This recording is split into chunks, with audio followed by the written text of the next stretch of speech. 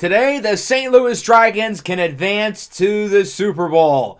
We've got the NFC Championship here at home. The top two seeds in the NFC, the Dragons and the Panthers, battle it out for a spot in Super Bowl 61.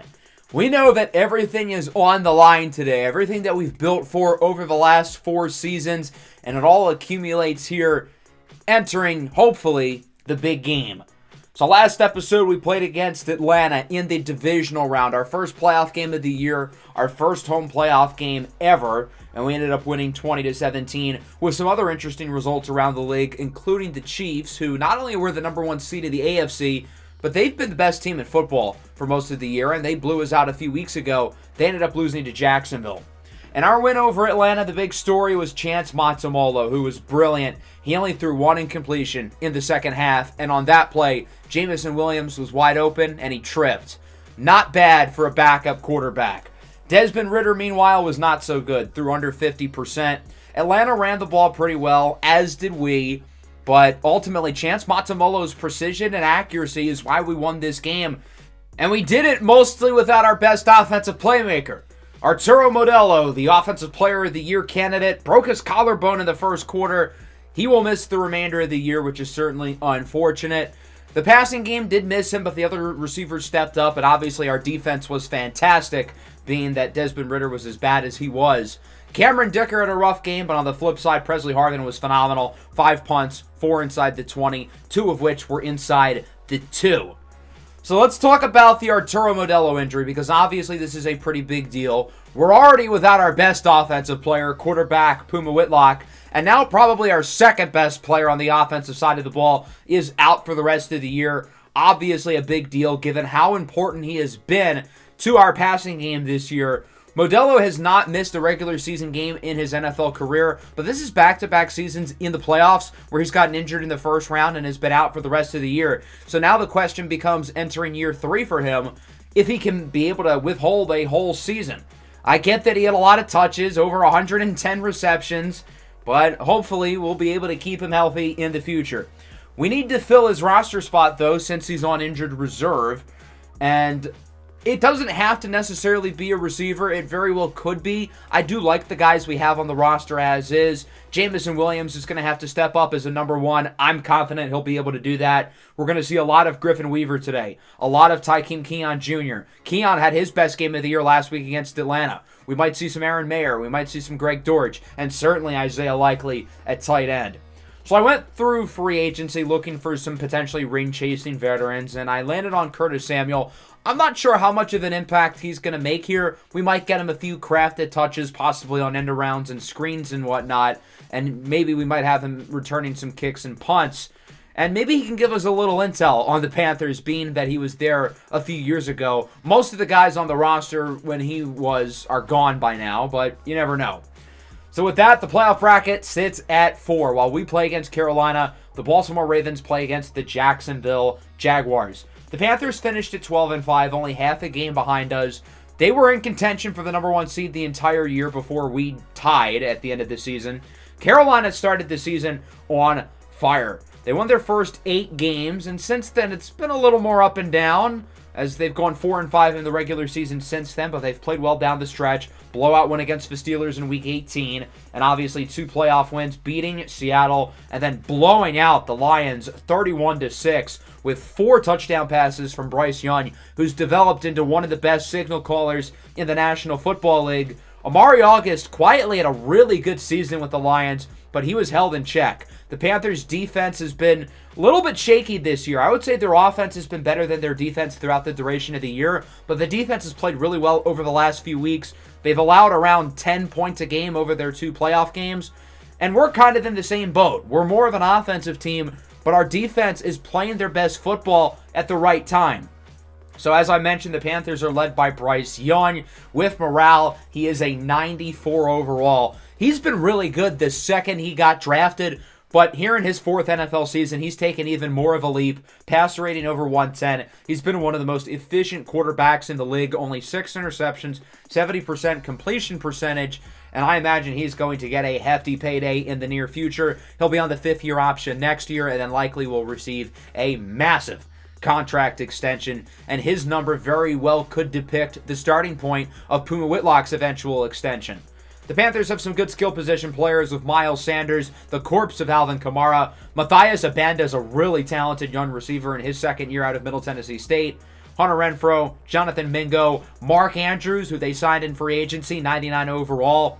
And what I'm most scared about on the other side of the ball is the guys they have up front, with Brian Burns, Jeffrey Simmons, who had 2 sacks against the Lions, and Derek Brown. They've got some good players in the secondary as well. J.C. Horn, Jeremy Chin lead the way. But I think if we can look to attack the middle of the field, really get Isaiah Likely involved, that could be our best opportunity to potentially win the game. And with that, our team has the opportunity to advance to Super Bowl 61. Some teams have never made the Super Bowl. Cough, cough. The Lions. Now I'm sad. But our Dragons have an opportunity to get to the big game within the span of only 4 seasons, which is really incredible considering where we started all the way back in the very first episode of this series with an expansion drafted team with Zach Wilson at quarterback. We really have come a long way. Let's hop into this one. Sunday night, NFC Conference Championship football here at the Dragons' Den. It's a nice day, all things considered, being January. Unlike last week, no snow. The weather shouldn't make an impact. I think the weather hurt us last week more than it helped us, especially on the kicking front. So this is certainly good news for Cameron Dicker, who left some points off the board in the win against Atlanta last week. The Dragons are an underdog story, not just because we're an expansion team and this is our first true playoff run, but obviously the storyline at quarterback. Puma Whitlock was going to win the MVP before he got hurt with a couple weeks left to go in the regular season against Kansas City. Chance Matamolo, the backup, comes in, and we've seen the good and the bad, but Matamolo has shown so much growth over the last couple of weeks. He played well in Week 18 against New Orleans, helping us get the tie and the number 1 seed. And then last week against Atlanta, he was brilliant. Again, only 1 incompletion in the second half, and that wasn't even off of a bad throw. He was so efficient. He was so confident in the pocket, and hopefully we can see similar results today against the Panthers with a Super Bowl spot on the line. And if you look at the bottom, the AFC game has already happened. Baltimore beat Jacksonville by 1. The Ravens await the winner in the Super Bowl as Tornado Davis calls a fair catch, and that'll bring out the Dragons' offense. No Puma Whitlock, arguably the best quarterback in the NFL this year. No Arturo Modelo, arguably the best wide receiver in the NFL this year. The Dragons are without their 2 best players on the offensive side of the ball. We've seen Matamolo step up without Puma Whitlock. Who will step up without Modelo? Could it be Jameson Williams, who's unable to haul it in there? We've got a flag, though. It's going to be a defensive pass interference called against Jameer Woods, a highly drafted corner out of Notre Dame back in Season 1, I believe. He'll be starting opposite on the outside of J.C. Horn. From the 44, Matamolo under pressure, rolls out to the left. On the run, he's got Griffin Weaver with a great block from Likely. And Weaver is out of bounds at the 21-yard line. Weaver's probably the best route runner healthy with Modelo injured, so Matamolo's going to look for him often. J-Mo unable to come down with it on 3rd and 3. Good defense by Woods. This time, no contact, no flag. Good opening drive, though, for the Dragons. They bring it into the red zone, but unfortunately are not able to punch it in the end zone. They'll settle for 3 with Cameron Dicker, the kicker, who makes it 31 yards out. And so the Dragons lead at 3-0. Let's take a look at the Panthers' offense. Bryce Young has been fantastic this year. You can make the argument that he might be the best quarterback left in the playoff field, which says a lot. Puma Whitlock theoretically would be back for the Super Bowl, but I don't know if he counts. Lamar Jackson and Trevor Lawrence are great, but neither of them were quite as efficient in the passing game as Bryce Young was this year. Bryce Young up the middle connects with Hunter Renfrow to the 40. Renfrow, the slot receiver, isn't necessarily somebody who's going to wow you with athleticism, but he's gritty, he's tough, blue-collar, hard-hat type of receiver, type of guy you'd let your daughter date. Wink, wink.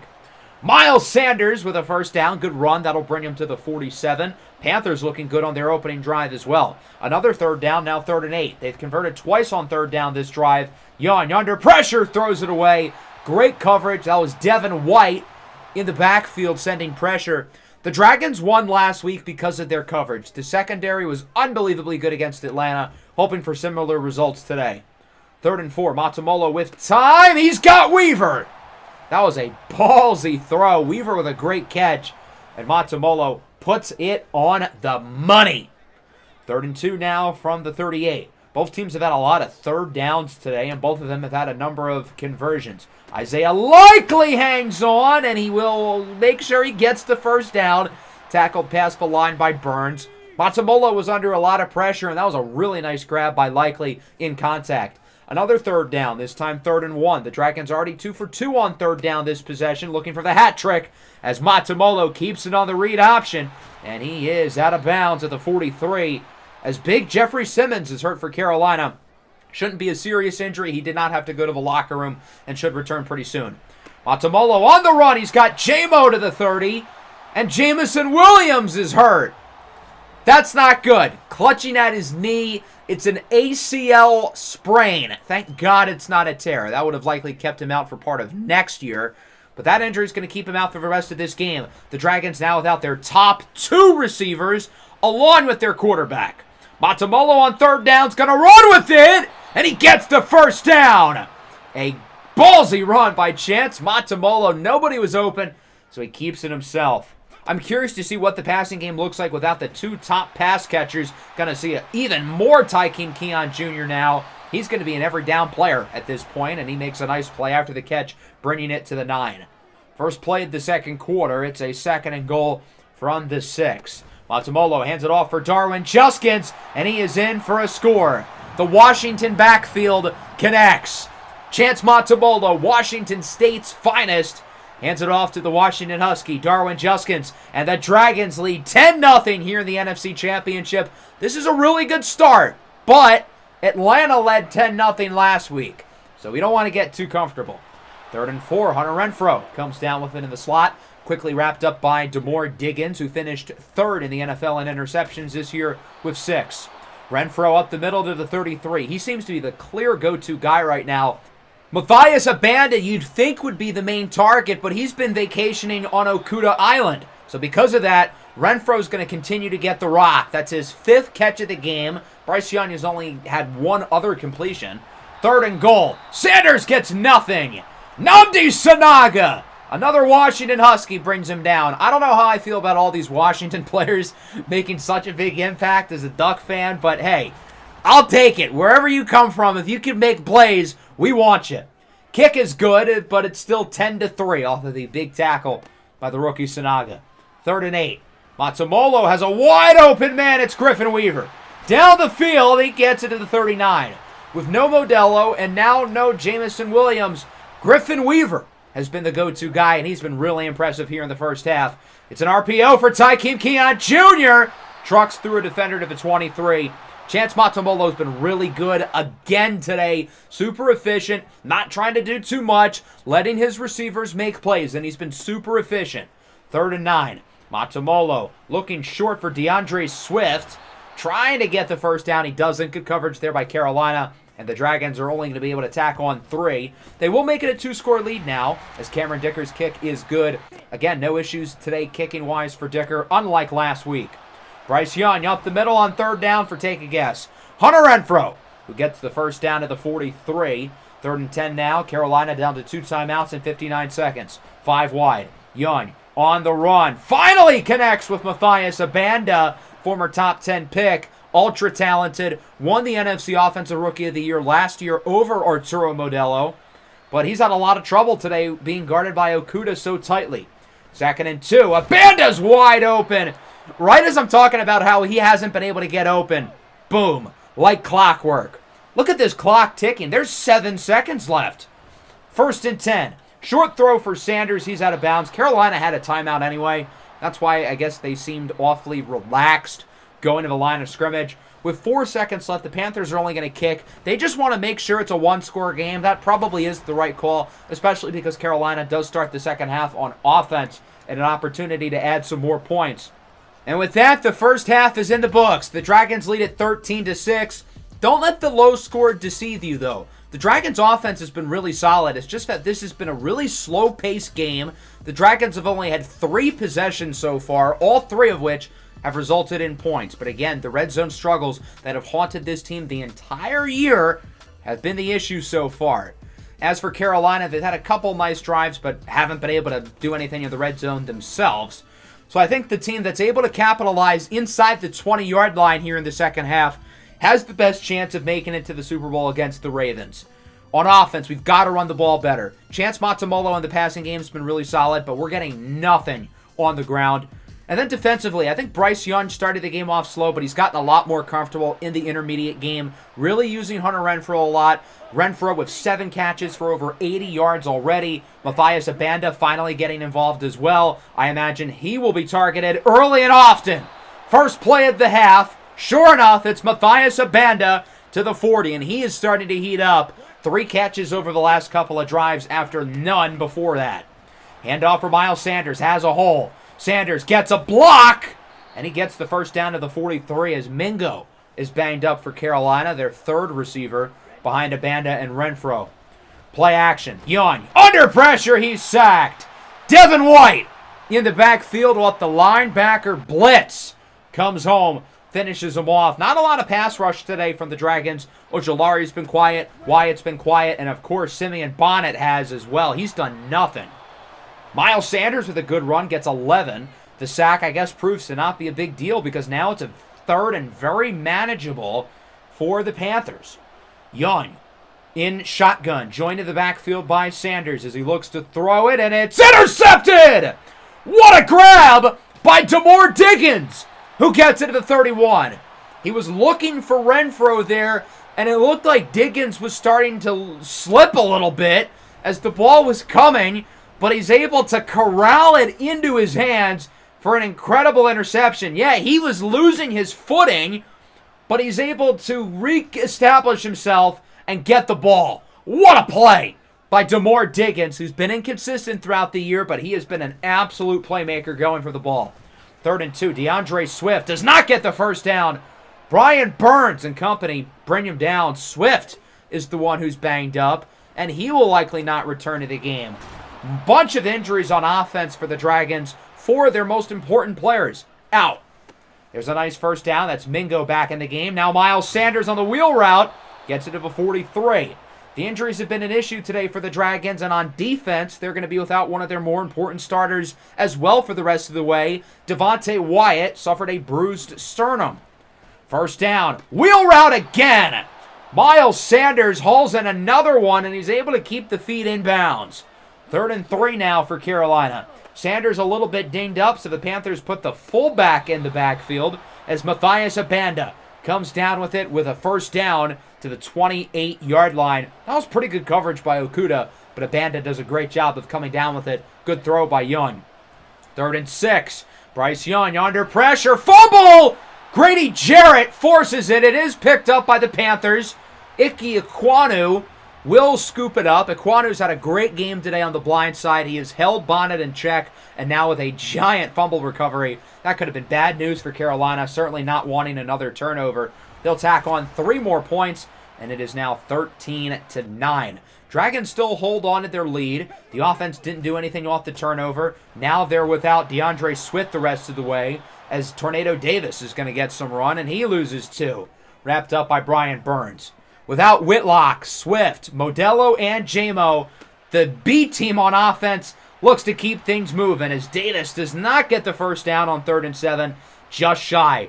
Big tackle from Carolina. There was about 3 guys there to stop Davis, who looked like he had the first down, but stopped in his tracks, and that'll force another punt. 3rd and 10, what a catch to end the third by Mark Andrews, who's been really quiet today. Devin White and Owen Popo have held him in check for sure. 3rd and 5. It's Watkins! Fumbles it! Picked up by the defense! Jelani Tavai with the recovery. That was Devin White laying the boom on the ball carrier. No need for a review. That ball was clear as day out. 3rd and 3. Keon with the first down to the 45. The Dragons have not scored yet in the second half, but now would be a great time to do that. Only up by 4 with 6 to go.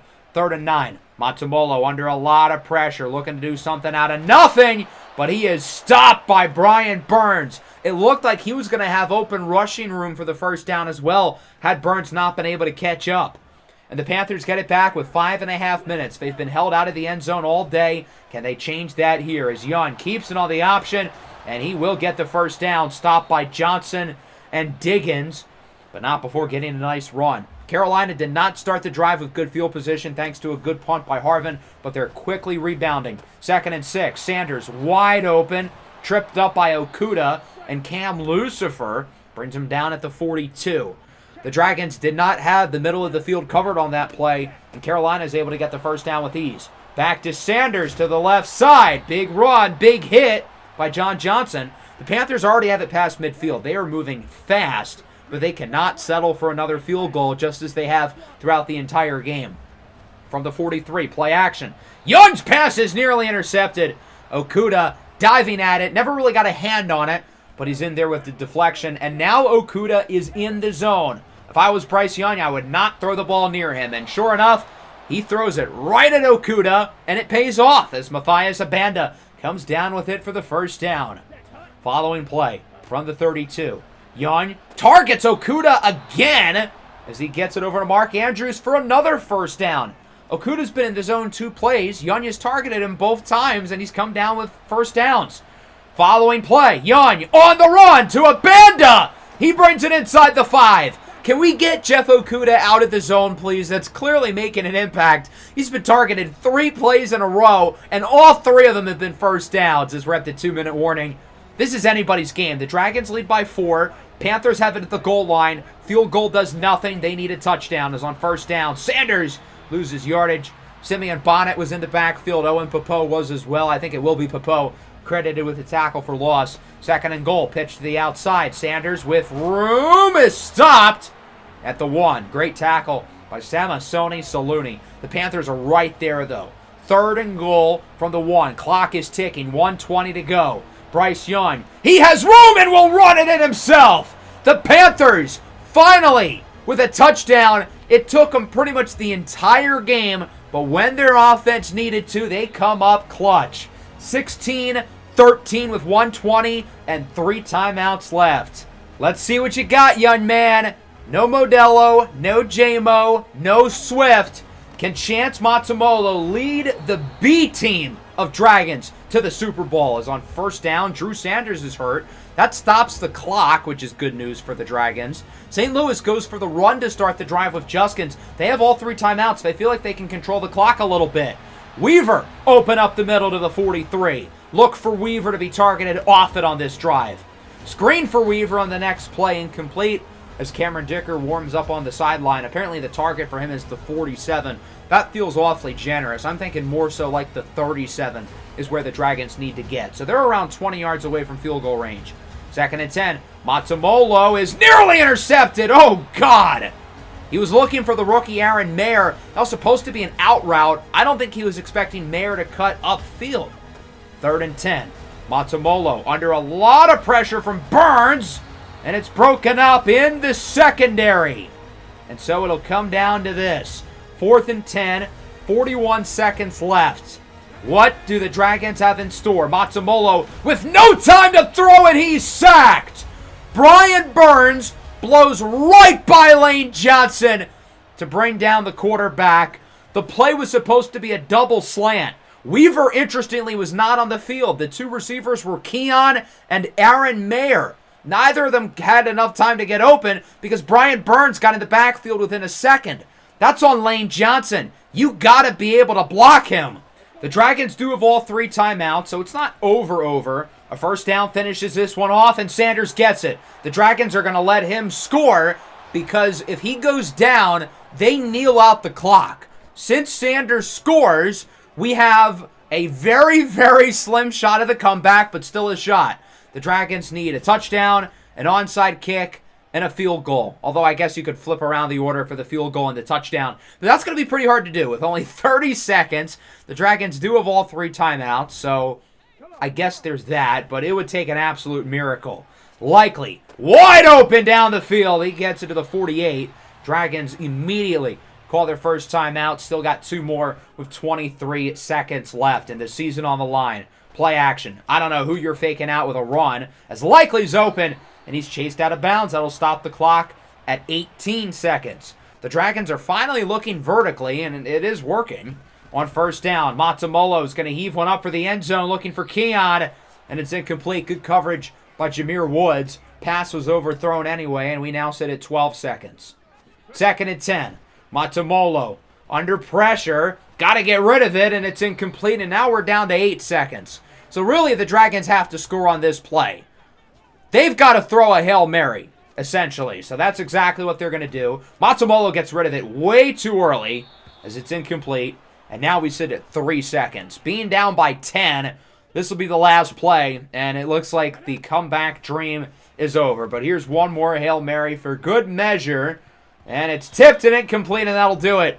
The Carolina Panthers are advancing to Super Bowl 61 as they defeat the Dragons 23-13. The Dragons led pretty much the entire game. Carolina did not score a touchdown until after the 2-minute warning in the fourth quarter. But when their offense needed a big drive late, they got one, and then they got a second touchdown from Miles Sanders right at the end. This was an unfortunate loss because it's a game we could have won. Our defense was so good the first 35 minutes, so I don't want to put this on them. But that drive that finished off with the Bryce Young touchdown was a killer. Our offense was a disaster in the second half. We were looking really strong in the first half. We were managing the clock well, even though we weren't running the ball well. And then in the second half, we just did absolutely nothing. Both quarterbacks were okay. Bryce Young wasn't, spectacular, but on that final drive, he made some big throws, targeting Okudah 3 separate times, all of which ended up as first downs. As for Chance Matamolo, he wasn't bad. He didn't lose us the game. He really did not have many major mistakes, but he didn't do enough to win the game either. On the ground, Miles Sanders was really productive, and then for us, we did not run the ball well. I feel like DeAndre Swift getting hurt was kind of the turning point. Not that Swift had a good game, but once he got injured, everything on offense kind of fell apart. Matthias Abanda started slow. He played really well, though. Hunter Renfrow started fast and then did pretty much nothing in the second half. Griffin Weaver was really good, nearly 100 yards. Keon was solid. Likely was solid. And then defensively, again, we were so good for most of the game, but we couldn't hang on. A few big turnovers with the fumble forced by White, the interception by Diggins. Got to give credit to Brian Burns. He had 2 sacks in the fourth quarter for Carolina, including the one on fourth down, to basically ice the game with around a minute left. An unfortunate way to end what has been a great season for our St. Louis Dragons. It really looked like we were going to make it to the Super Bowl, but unfortunately the clock strikes midnight for Cinderella, and we are unable to get to the big game. It'll be the Panthers and Bryce Young facing off against Lamar Jackson and the Baltimore Ravens. Before we wrap up the episode, we'll take a look at the Pro Bowl roster. I expect a number of Dragons on both sides of the ball. I'd rather these guys not be playing in the Pro Bowl and instead go into the Super Bowl, but can't win them all. Puma Whitlock, QB1. No major surprise. He is healthy. I imagine he won't play in the game, though.